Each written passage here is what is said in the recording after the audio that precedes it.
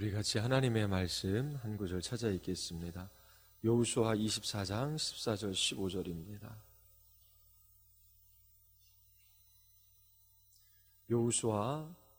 여호수아서 24장 14절 15절입니다.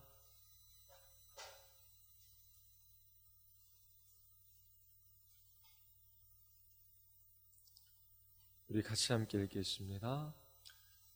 다 같이 시작.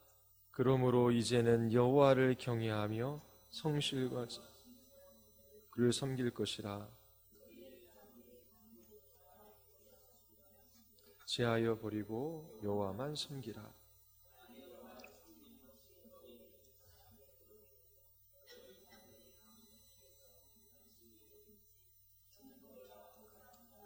아모리 사람이 신이든지 너희 섬길 자를 오늘날 택하라. 오직 나와 네 집은 여호와를 섬기겠노라. 아멘. 기도하시겠습니다. 하나님, 저희들이 날마다 주님의 나라를 소망하며 주님 다시 오시기를 갈망하게 하시며 우리에게 주신 이 한날 주의 말씀을 붙들고 마땅히 주님 앞에 살아가야 할 믿음의 삶을 살아가게 하여 주시옵소서. 이 공동체 가운데 또 우리의 가정 가운데 부르신 모든 삶의 자리 속에서 하나님이 기뻐하시고 하나님께서 우리에게 말씀하시는 것이 무엇인지를 분별하여 주의 뜻을 따라 한 걸음 한 걸음 걸어가게 하여 주시옵소서. 예수 그리스도의 이름으로 기도드리옵나이다. 아멘. 하나님께서 우리를 구원하셔서 이 공동체의 지체로 그렇게 세워주셨습니다. 하나님께서 설교자를 통하여 성도들에게 말씀하여 주실 뿐만 아니라 그 말씀을 붙들고 함께 순종하며 섬기며 위로하며 기도하는 그 지체들의 수고를 통하여 하나님께서 교회에 아름다움을 나타내게 하십니다. 함께 세워져 가게 하시는 것이지요. 그래서 설교를 듣는 것으로 또 말씀을 읽고 보고 깨닫는 것으로 그치지 말고 들은 말씀을 가지고 부지런히 함께 모여 그 진리의 말씀을 나누고 적용하고 그 말씀을 따라 살았던 살지 못했던 그렇게 그 말씀으로 교제하는 것이 우리의 신앙생활에 있어 꼭 필요합니다. 그리고 그렇게 함께 모여 교제할 때에 서로가 하나님께 대한 소망을 잃어버리지 않고 끝까지 믿음으로 살아갈 수 있도록 그렇게 격려하는 것이 필요합니다. 어떤 환경과 상황 속에서도 주님의 나라에 대한 소망을 잃어버리지 않고 그 하루 믿음으로 살기 위하여 몸부림치는 그 한 영을 통하여 하나님의 살아계심과 역사하심이 동료 지체들에게 증거되어 줘야 하는 것입니다. 여러분들이 날마다 하루하루 그렇게 하나님 앞에 말씀을 붙들고 믿음의 삶을 살아가는 것이 필요해요. 뿐만 아니라 그러한 삶을 공동체 속에서 함께 나누시기를 바랍니다. 오늘날 우리 신앙의 문제 중에 하나는 신앙의 중심이 이제 가정이 되지 못하는 것입니다. 성교도들은 가정의 변화가 없는 개인의 변화를 인정해 주지 않았어요. 우리의 가정이 변화되어지고 있는지, 예수 그리스도를 중심으로 연합하고 사랑하고 함께 세워져 가고 있는지 우리 자신에게 물을 수 있어야 하는 것입니다. 하나님 앞에 작은 교회로서의 기능을 우리의 가정이 담당하고 있는지 한 번쯤 물어보는 것이 필요합니다. 교회에 채소 다니는 가정입니다. 예전에 목회자들이 서로의 교회에 대해서 질문할 때 그 교회는 몇 가정이나 되나요? 라고 질문했지요. 그런데 요즘에는 몇 명이나 예배에 출석하십니까? 라고 묻습니다. 이러한 질문은 교회의 최소 단위가 가정이라는 것을 생각하지 못하고 있음을 반영하는 것이지요. 신앙이 가정 중심적이 되지 못하고 개인 중심적이 되어버리고 말았습니다. 그 이유가 무엇이겠습니까? 개인주의가 이 교회 안에도 들어온 것이지요. 가정에서 함께 가족의 구성원들이 말씀을 나누고 그 말씀으로 교제하고 기도하고 하나님께 예배하는 것보다 개인의 큐티를 강조하는 그러한 모습들이 있습니다. 개인적으로 홀로 하나님을 대면하며 그 말씀 앞에 서는 것은 꼭 필요합니다. 그런데 함께 말씀을 나누고 또 그 말씀으로 교제하고 말씀으로 함께 서나가는 일이 없다면 신앙에 있어서 진전이 어렵습니다. 이처럼 개인주의가 신앙에도 들어와 함께하기보다 개인적으로 그렇게 큐티를 하거나 개인적으로 말씀을 듣고 끝나는 경우들이 많이 있지요. 또 산업화 도시와 현대화로 인하여 생활 습관이 불규칙하게 되었습니다. 가족들의 관계도 느슨하게 되었지요. 함께 모여 식사하는 것도 어렵습니다. 이제 혼자 하는 것에 익숙하고 함께 하는 것에 어색하게 되었습니다.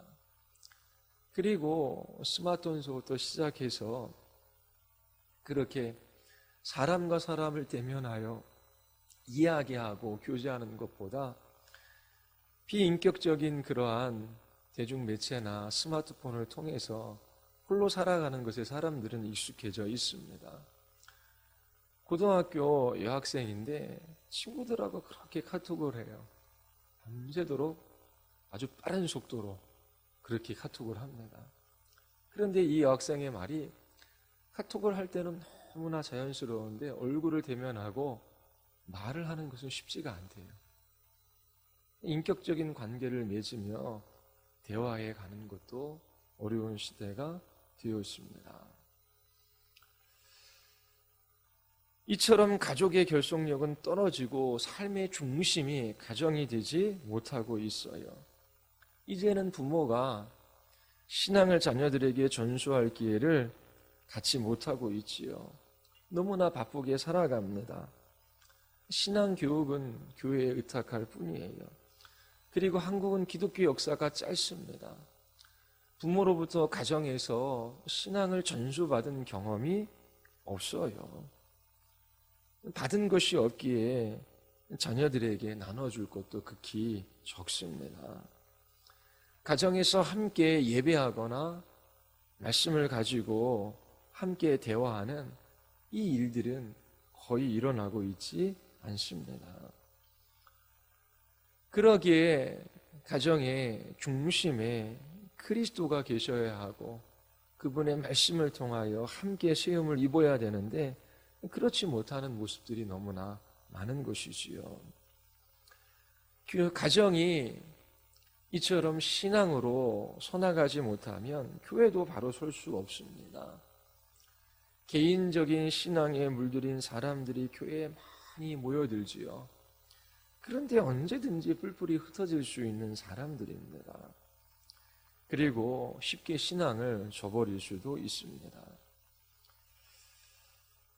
가정 문제의 핵심은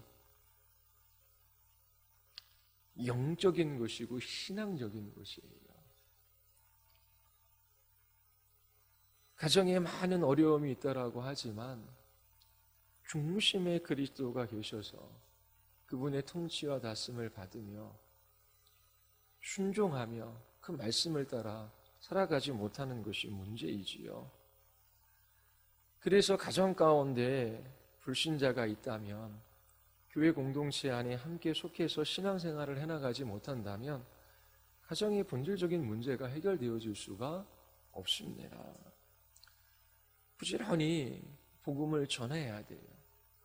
그리고 믿지 않는 가족들을 위하여 기도해야 하고 하나님께서 자비와 공유를 베풀어 주시도록 그렇게 하나님의 구원의 손길을 기다려야 하는 것입니다. 가정이 그리스도 중심적인 가정이 되고 함께 예배하며 가정에서 신앙생활하는 것이 무엇인지를 알아갈 때에 가정이 회복되어지고 교회도 든든히 서나갈 수 있는 것입니다.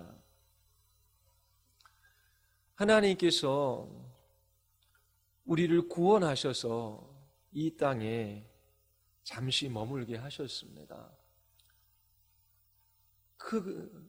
그렇게 하신 데에는 분명한 이유와 목적이 있지요.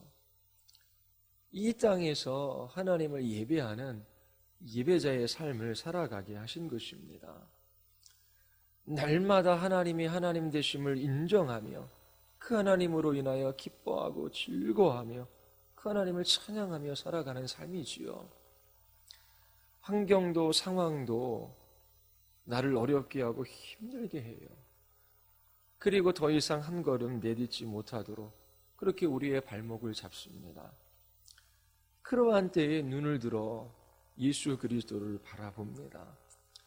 그리고 우리에게 약속하신 영광의 나라를 묵상하지요.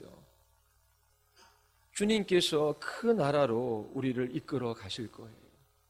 그리고 그 아들 예수 그리스도를 십자가에 내어주신 하나님께서 이 모든 일들을 사용하셔서 우리에게 유익이 되게 하시고 선을 이루실 것이기에 인내하며 믿음의 싸움들을 싸워갈 새 힘을 얻을 수 있는 것입니다.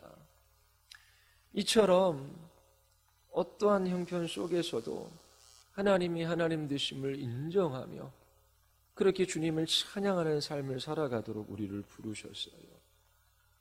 우리 개인뿐만 아니라 우리의 가정의 존재의 목적도 동일합니다. 부부 관계 속에서 하나님께서 원하시는 것은 복음의 영광과 아름다움을 나타내는 거예요. 삼위일체의 모상으로 하나님께서 가정을 주신 목적도 하나님을 중심으로 가정이 하나님을 기뻐하고 예배하는 데 있지요. 오늘 여호수아 24장에서 여호수아는 내 집은 여호와만을 섬기겠다라고 선포합니다. 우리에게도 동일한 결단이 필요해요. 이 집은 하나님만 섬긴다라고 하는 그 결단이 필요합니다. 우리의 생각, 판단, 말, 행동 그 모든 것이 하나님 앞에 하나님의 말씀에 비추어 그렇게 이루어져야 하는 것입니다. 가정이 여기에 있고 또 남편과 아내가 있고 자녀가 있어요. 자녀가 없더라도 남편과 아내만으로도 충분한 가정이 되지요. 그러면 하나님께서 가정을 여기에 두신 목적이 무엇이며 서로를 향하여 어떻게 생각하고 판단하고 말하고 행동할 것인가? 주의 말씀에 비추어 하나하나 결정하고 삶들을 살아가야 하는 것입니다. 먼저 부모들은 하나님을 예배하는 예배자로 부르셨어요. 그래서 자녀들 앞에 하나님을 예배하는 예배자의 삶을 살아갈 수 있어야 합니다. 가정에서 예배드린다라고 할 때에 예배를 교육용으로 사용하고자 하는 부모들도 있어요. 자녀들을 가르치려고 하는 것이지요. 필요합니다. 그런데 우선시 되어져야 할 것은 부모 자신이 하나님 앞에 예배하는 예배자로 먼저 서야 하는 거예요. 우리의 자녀들은 부모의 얼굴 표정과 말투와 그리고 작은 몸짓에서 그 모든 것을 배워 알아갑니다. 단지 교육 자체가 목적이 아니라 여러분들이 가정에서 하나님을 기뻐하는 예배자의 삶을 살아가야 하고 또 함께 가족들이 모여 하나님 앞에 예배할 수 있어야 합니다. 자녀들이 나중에 자라서 부모에게 무엇을 감사했으면 좋겠습니까? 부모가 하나님 앞에 감격적으로 예배하는 모습을 봐요. 그 부모의 예배의 모습을 통해 하나님의 살아계심을 봅니다. 그리고 부모가 하나님 앞에 눈물을 흘리면서 기도해요. 자녀들이 그 기도의 모습을 보고 하나님 한 분만 의지하는 것이 무엇인지를 알아갑니다. 그리고 부모들이 하나님을 사랑하고 하나님의 사랑을 받는 것을 보고 하나님을 우리의 자녀들이 알아갈 수 있어야 하는 것이지요. 개인적으로 저에게도 신앙이 있는 어머니가 계셔요. 세상적인 기준으로는 많이 부족할 수 있지요. 학교에도 한 번 찾아오신 적이 없고 진로 상담을 받아보신 적도 없고 공부를 해라 말아라고 말씀하신 적도 없어요. 제가 본 것은 새벽에 4시에 일어나 7시까지 기도했던 것, 그리고 하나님 앞에 헌금하는 것을 감사하게 여기셨던 것, 그리고 하나님이 당신 자신을 얼마나 사랑하시는지 그 고백을 했던 것만 기억이 납니다. 물론 여러 부분에 있어서 잘 맞지 않는 부분들도 있겠지요. 그런데 그 모든 것들은 그렇게 중요하지가 않아요. 하나님의 사랑을 받고 그 사랑을 고백하고 그리고 그 하나님 앞에 엎드려 기도하며 하나님 자신을 기뻐하며 하나님을 의지하고 살아갔던 그것이 제 마음에 남는 어머니를 향한 한 장의 그림입니다. 저도 여러분들도 인생을 살아간 뒤에 이 공동체 속에서 신앙의 선배들을 후배들이 바라볼 때에 그리고 우리의 자녀들이 부모를 생각할 때에 어떤 부모로 기억하기를 원하십니까? 부모 두 분이 열심히 일해서 나의 학원비를 대주고 나를 열심히 뒷바라지 해줘서 내가 이만큼 할 수 있었어. 그것도 나쁘지 않지요. 그런데 그렇게 이야기하는 자녀도 거의 없어요. 언제 내가 해달라 그랬어. 그렇게 이야기하지요. 하나님 앞에 살아가야 합니다. 하나님이 전부가 모든 것이 되어서 살아가야 돼요. 자녀들에게 많은 것을 해주지 못한다라고 할지라도 그 자녀를 하나님께 의탁하며 하나님의 구원의 손길과 도움의 손길을 바라보며 그렇게 끝까지 인내하며 그 길들을 걸어갈 수 있어야 하는 것입니다. 자녀들에게 부지런히 말씀을 가르쳐야 하는 것이 성경의 명령입니다. 우리는 부모에게 그런 말씀을 배워본 적도 없고 또 우리의 자녀들을 말씀으로 가르치는 것이 우선시 되기보다 공부해라, 학원 가라. 왜 생활이 그렇게 질서롭지 못하냐, 청소해라, 뭐해라. 여러 가지 말들을 많이 하며 자녀들을 양육했지요. 어려서부터 자녀들을 무릎에 앉히고 또 앞에 놓고 하나하나 하나님은 이러한 분이셔. 인간은 어떠한 존재인지 그리고 그 하나님께서 행하신 일이 무엇인지 하나하나 가르치며 그 하나님을 찬양하고 경배하는 그 일을 우리의 부모도 하지 못하고 우리도 잘하지 못합니다. 그런데 성경은 분명하게 내 자녀에게 부지런히 가르치라고 말씀하고 있어요. 그러기 위해서는 먼저 부모의 마음이 하나님의 말씀이 있어야 합니다. 금곧 많은 순금보다 더 사모할 것이 꿀과 송이꿀보다 더 달도다라고 말합니다. 내가 주께 범죄하지 아니하려 주의 말씀을 내 마음에 두었다라고 말하지요. 주님의 말씀이 우리의 마음 안에 있고 그 말씀이 꿀송이보다 더 달고 순금보다 더 사모할 것이라고 하는 것을 아는 사람, 경험한 사람들이 자녀들에게도 그 말씀을 가르칠 수 있는 것입니다. 그래서 부지런히 하나님의 말씀을 배우고 또 여러분들이 배운 대로 하나님 앞에 기도하십시오. 하나님, 저의 마음이 주의 말씀으로 기울어지기를 원하나이다. 하나님, 주의 말씀을 내 마음에 두시고 그 말씀 속에서 주의 영광을 보게 하여 주시옵소서. 하나님 한 분으로 인하여 만족하며 기뻐하며 찬양하며 예배하며 살아가게 하여 주시옵소서. 그것이 부모 자신들을 위한 기도의 제목이 되어야 합니다. 그리고 이처럼 매일매일 하나님 앞에 기도하며 살아가야 돼요. 은혜가 없으면 살아갈 수 없기 때문에 그렇지요. 기도가 없는 가정은 지붕이 없는 집과 같아서 비바람에 노출되기 쉽습니다. 남편은, 아버지들은 특히 가정을 위하여 더 많이 기도해야 해요. 영적으로 가정을 지켜나갈 수 있는 방법은 기도하는 것입니다. 그리고 하나님을 함께 찬양해야 되는 것이지요. 하나님의 하나님 되심, 하나님의 구원의 은혜, 그리스도 안에 있는 소망, 영광의 나라에 대한 기대, 그리고 주의 나라와 의를 위하여 살아가는 모든 믿음의 사람들에게 필요한 것들을 공급해 주시는 그 하나님께 감사하며 찬양하며 그렇게 매일매일 살아갈 수 있어야 하는 것입니다. 내일은 무슨 일이 일어날지를 몰라요. 그런데 우리는 마침내 하나님의 나라가 이 땅에 임할 것을 알아요.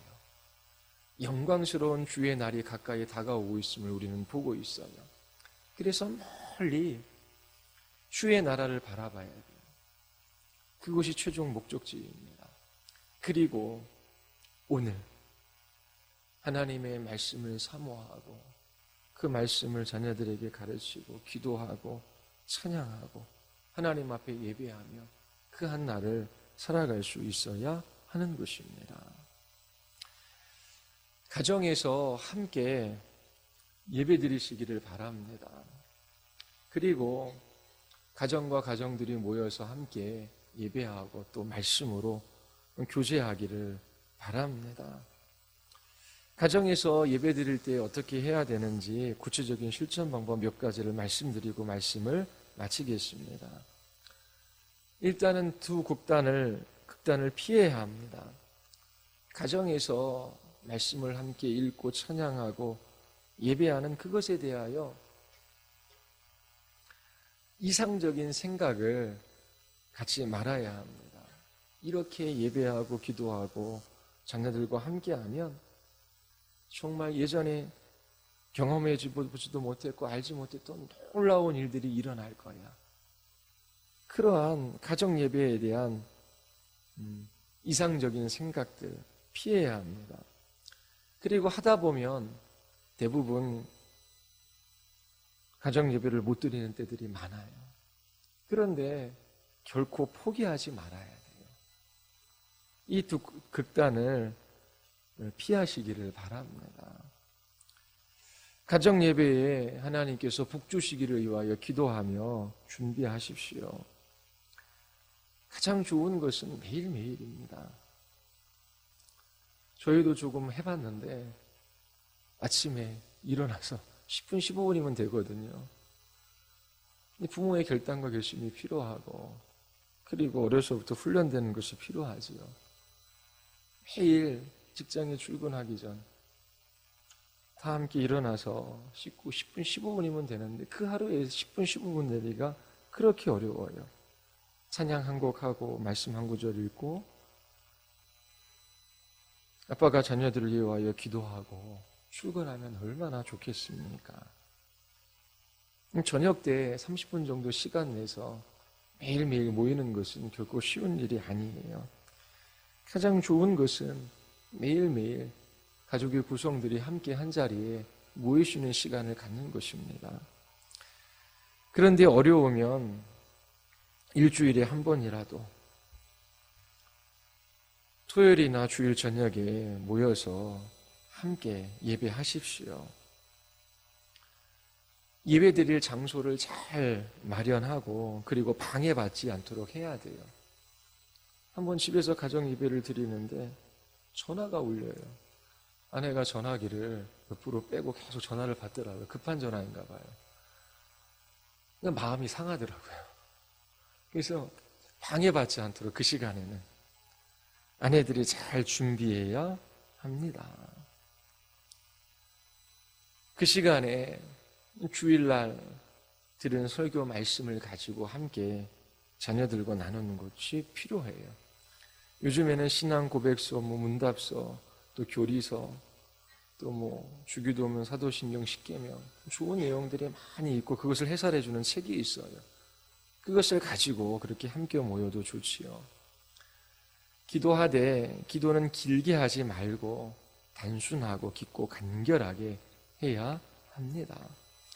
그리고 찬양을 하되 그 찬양의 가사는 성경적이고 신학적이어야 되는 것이지요. 그리고 자녀들에게 그 찬양의 가사의 내용을 설명해 주는 것이 필요합니다. 이 일에 주도적인 역할들은 남편들에게 있는 거예요. 아내들은 부지런히 남편들이 이 일을 할 수 있도록 도와야 됩니다. 그래서 자녀들을 설득하고 좋은 자리를 마련하고 방해받지 않도록 장소를 잘 준비하고 그러면서 남편이 가장으로서 이 가정의 예배를 이끌 수 있도록 도와주어야 하는 것입니다. 그렇게 함께 예배할 때에 가족의 구성원들이 전부 참여할 수 있도록 해야 하고 또 말씀을 전하는 가장은 간결하게 또 일관성 있게 말씀을 전할 수 있어야 돼요. 한 가정에 갔더니만 아버지가 초등학교 5학년, 6학년 된 아이를 데리고 거의 매일 40분씩, 50분씩 설교를 하더라고요. 아이들이 질려 있는데 아버지가 무서워서 꼼짝도 하지 못합니다. 조만간 튕겨나가겠죠. 너무 길게 하지 말아야 돼요. 그리고 엄마들은 가족들이 모여서 함께 예배하고 또 교제하는 그 시간이 즐거울 수 있도록 간식도 준비하고 그리고 좋은 분위기도 그렇게 만들어내야 합니다. 그리고 함께 예배가 끝난 다음에 서로 질문하고 답하고 또 교제할 수 있는 시간들이 있으면 좋지요. 자녀들 이미 다 커서 출가하신 분들도 있고 이제 어린 가정도 있잖아요. 이제 아직까지 부모의 품에 자녀들이 있는데 이 자녀들의 신앙을 교회에만 맡겨서는 안 돼요. 일차적인 책임은 가정, 부모에게 있습니다. 그리고 가정과 교회가 함께 하나님의 언약의 백성들을 양육해 가는 것입니다. 자녀의 회심이 가정 예배 가운데 일어날 수 있도록 기도하며 그렇게 함께 자녀들을 양육해 가야 합니다. 그리고 영적인 가장인 남편들이 서야 합니다. 물론 남편이 신앙이 없거나 또 함께하지 못할 경우들이 있어요. 그때는 어머니가 그 역할을 대신해야 되겠지요. 그런데 궁극적으로 남편이 영적인 가장으로 서지 않으면 가정의 근본적인 문제들이 해결되지 않습니다. 남편들이 설 수 있도록 아내들이 돕고 또 남편들은 가정에서 예배하며 자녀들을 신학으로 양육하는 이 일에 더 많은 시간과 더 많은 마음을 쏟아야 하는 것입니다. 그때에 예전에 경험하지 못했던 그리스도를 중심으로 하는 가정의 하나됨을 경험할 수 있어요. 인생은 그다지 길지 않습니다. 금방 지나가요. 자녀들과 함께할 시간도 짧습니다. 기회가 있을 때에 부지런히 함께 모여 예배하고 말씀을 중심으로 교제하고 그렇게 함께 가정을 세워나갈 수 있도록 아빠 엄마들이 힘써야 돼요. 그리고 자녀들을 이미 떠나보낸 출가시킨 그런 분들이 계시지요. 남편과 아내 두 사람만으로도 충분합니다. 함께 기도하고 함께 말씀을 읽고 또 함께 하나님을 찬양할 수 있는 시간을 꼭 가지시기를 바랍니다. 부부로 오래도록 살았지만 옆에 있는 사람이 낯선 때가 있잖아요.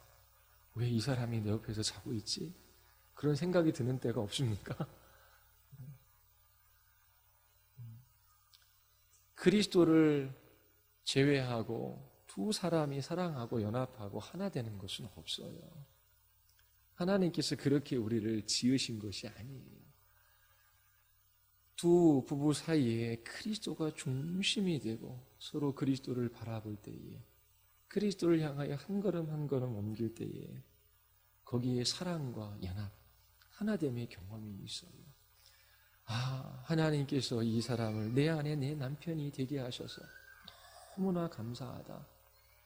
옆에 있는 것이 너무나 좋고, 그리고 함께 주님을 바라보며 이 길을 걸어갈 수 있는 것이 너무 행복하다라고 하는 것을 알게 해 주십니다.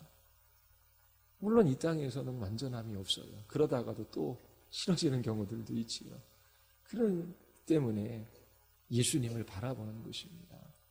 그래서 함께 가정에서 신앙생활을 해나가십시오. 그냥 아내들은 밥하고 남편들은 집에 와서 밥 먹고 자고 출근하는 하숙상의 생활이 아니라 가정에서 신앙생활을 해나갈 수 있어야 돼요. 가정에서 예배드리고 가정에서 기도하고 찬양하고 가정에서 함께 말씀을 나누는 그 일을 지금서부터 해야 하는 것입니다. 다른 무엇보다 더 중요하게 생각하고 하나님 앞에 함께 해 나가시기를 바랍니다. 그리고 교회가 또 서로 도움으로 그렇게 우리의 가정이 하나님을 예배하는 가정이 되고, 또 신앙 안에서 우리의 자녀들도 하나님께 순종하는 믿음의 자녀로 자랄 수 있도록 그렇게 함께 기도하며 이 길들을 걸어가시기를 바랍니다. 기도하시겠습니다.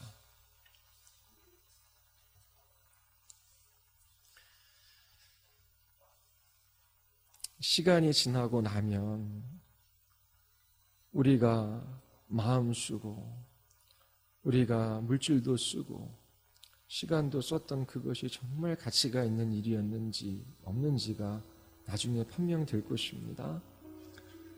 우리의 가정, 특별히 자녀들을 위하여 또 남편과 아내를 향하여 시간이 지난 다음에 정말 우리가 소중하고 중요한 것을 붙들고 함께 왔구나라고 고백할 수 있어야 합니다.